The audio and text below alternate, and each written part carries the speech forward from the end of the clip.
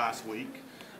That started precisely a week ago when there was a return to Tahrir Square of hundreds of thousands of Egyptian demonstrators. And I want to just briefly explain why it was they came back to the square in those numbers for the first time, really. I mean, there have been demonstrations in Tahrir Square, obviously, between the fall of Mubarak in February and today, but on nothing like the scale that happened last Friday. And I want to just explain why it was that there's been a sudden reignition of the Egyptian revolution.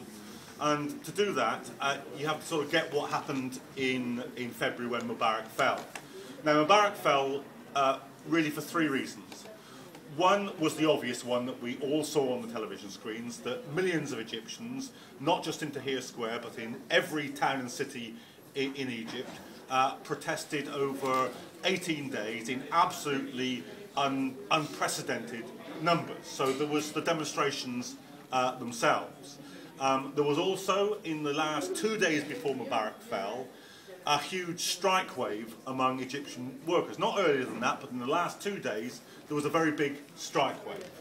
And the third element was that there was a fragmentation of the Egyptian army. When I was in Tahrir Square, there were soldiers in uniform coming down and joining the protesters. And on the last day, the day when in the evening Mubarak actually went, I went on one of the demonstrations that went from Tahrir Square down towards Maspero, which is the state television centre about half a mile away. And we got to the barrier, which was the army barrier, made of, first of all, concrete and barbed wire, and then behind that, tanks in rows. And the head of the demonstration simply got to that barrier, ripped it apart, we all went across it, and went down between the tanks and towards the state TV headquarters. And the soldiers on top of the tanks, who've got submachine guns slung over their shoulders, just stood there and watched while that happened. Now, I thought then, and I absolutely guarantee you that the high command of the Egyptian army thought then, that if they just watch this happen today, if we allow this to go on for another day, they'll be jumping down off the tank and joining the demonstration. And no state machine allows its army to fragment in that way. And so at that point, when there was a combination of mass demonstrations, strikes and fragmentation in the army, the old order decided we're going to sacrifice Mubarak in order that the rest of us stay in power. And the rest of them did stay in power. The regime that took over, there have been various civilian governments, but the real power since February has been with a body called the Supreme Council of the Armed Forces, known by its initials SCAF, and that's been the body that's been running Egypt ever since. And although it promised that there would be quick elections, there haven't been. Although it promised that it would lift the emergency law, which outlaws protest and strikes, it hasn't been lifted. In fact, what's happened is that demonstration after demonstration in Tahrir Square since February has been attacked by the army. The demonstration on International Women's Day by women was attacked in the square. The demonstration by Coptic Christians, who are an oppressed minority as blacks or Asians are in this country, was attacked by the army. Some 12,000, imagine this, 12,000 Egyptian activists have been arrested and brought before military courts, not civilian courts, brought before military courts, and the torture of those activists has gone on. The thing that triggered it last Friday was that a very big part of the opposition movement to Mubarak was the Muslim Brotherhood. The Muslim Brotherhood has been an illegal and suppressed organisation during the Mubarak era. It was a big part of the opposition, but once Mubarak had gone, they thought they had a very good chance, because they're so well organised, of becoming the biggest party in the elections. But just before last Friday, the Deputy Prime Minister made an announcement where he said, whatever constitutional changes are going to take place, we're going to reserve the powers of the army and the budget of the army from any parliamentary oversight. In other words, what the Egyptian army was saying to the opposition is, you think you're going to take power, but you're not going to take power from us. Whoever's elected, we're going to be the power behind the throne. And that produced a situation where the Muslim Brotherhood, the entirety of the liberal opposition, and the left, and the trade unions all went back to the square at one time, and that's what's kicked off the the second revolution. But this is a much tougher revolution than the first revolution, because the first revolution got rid of the kind of outer defences of the Egyptian state. It by and large destroyed the central security forces and the police as an effective body.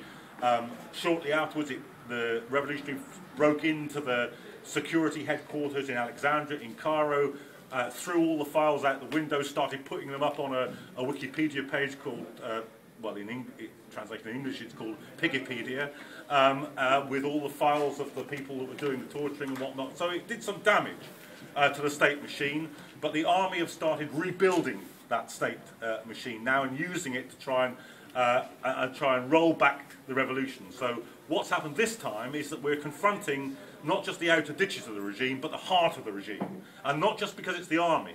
The army isn't like the army in any other country, really, in Egypt. Because not only is it the armed forces of the state, but it's also directly part of the property-owning classes. The Egyptian army owns white goods factories. It owns factories that make fridges. It owns chemical and fertilizer plants. It owns cement plants. It owns bottled water plants. It is both the army and the capitalist class, or it's a big part of the capitalist class. So when you're going up against the Egyptian army, you're going up against the very centre of both the armed forces and the property-owning forces in Egyptian societies. And that's what's making it such a tough fight. They aren't going to give up that easily. They might have granted parliamentary elections, perhaps, as long as they held on to that power. If they sense that there's a threat to that power, and there is a threat to that power now, there's going to be a very hard-fought battle.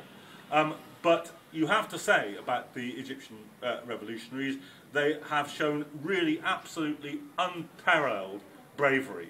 I mean, there's just in Cairo, and these demonstrations are again happening in every city, in Suez, in Islamiyah, in Alexandria.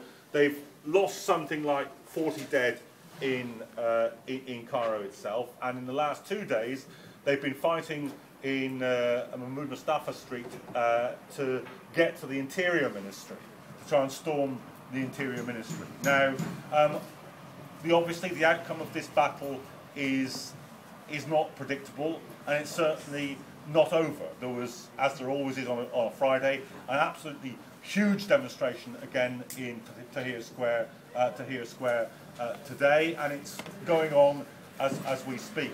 All the old chants that were directed at Mubarak are now being made against Field Marshal Tantawi, who's the head of the SCAF government. Last January when I was there, the chant was, the people want the regime to fall. The people demand the fall of the regime. That again is the chant now. When I was there, the chant directed at Mubarak from the people in the square was, we won't leave until he leaves. The chant is again, we won't leave until he leaves. The chant now is, the people demand the end of the Field Marshal, and in some cases today, the people demand the hanging of the Field Marshal. When I was in Tahrir Square, from the big overreaching lampposts, they hung effigies of Mubarak. Now they're hanging effigies of Tantawi, and this is a huge transformation. Because the army didn't open fire in January, there was a lot of faith in the army after Mubarak fell. The fighting was done in January by the police and the central security forces, and the army was seen as the people who had, if you like, saved the revolution by not opening fire. The phrase then was, the army and the people are one hand. That's vanished now, and people understand that the army is now preserving the regime. People say there's 16 people in the Supreme Council of the Armed Forces, and the people in the square are saying, in January we had one Mubarak, now we have 16 Mubaraks. In other words, that the regime is continuing in the old way. So that's what produced the second rebirth of the Egyptian revolution. That's what's at stake in it, and I think it's obvious from that why anybody involved in the politics of opposition in this country should automatically be in solidarity with the Egyptian revolution. There are 2 demonstrations this weekend. One tomorrow, starting at Marylebone Flyover, Edgware Road Tube at midday, and a second one on Sunday, starting at the Egyptian Embassy at midday. I urge you to tell everybody that you can about them, to encourage them to go on them, and to be there yourself. Thank you very much.